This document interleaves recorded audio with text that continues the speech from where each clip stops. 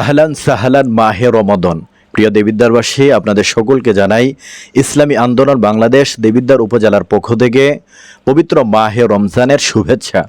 আল্লাহ তাআলা বলেন, কুতিবা আলাইকুমুস সিয়াম কামা কুতিবা আলাল্লাযীনা মিন ক্বাবলিকুম লাআল্লাকুম তাত্তাকুন। ও হে ঈমানদারেরা, তোমাদের উপর রমজানের রোজা ফরজ করা হয়েছে, যেমনিভাবে তোমাদের পূর্ববর্তী লোকদের উপরও ফরজ করা হয়েছিল, যাতে করে আল্লাহর ভয় ও আত্মাশুদ্ধি অর্জন করতে পারো। রহমত, বরকত ও নাজাতের সওগাত নিয়ে পবিত্র মাহে রমজান আমাদের নিকট এসে উপস্থিত হয়েছে।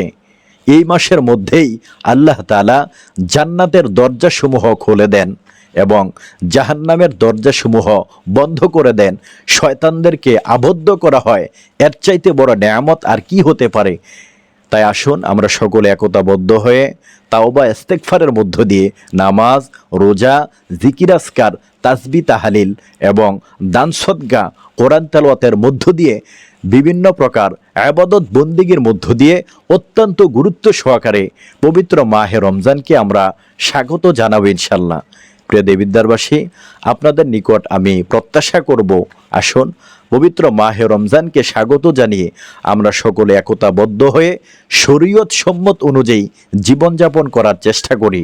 আসুন আমরা প্রত্যেকেই কোরআন তেলাওয়াতে অভ্যস্ত হই। দিনের বেলায় হোটেল রেস্তোরাঁগুলা বন্ধ রাখি, দান সদকা বৃদ্ধি করে দেই। বিশেষ করে আত্মীয় স্বজনদের মধ্যে যারা অসচ্ছলতায় জীবনযাপন করছেন তাদেরকে বিভিন্ন প্রকার উপঢৌকন প্রদান করার চেষ্টা করি।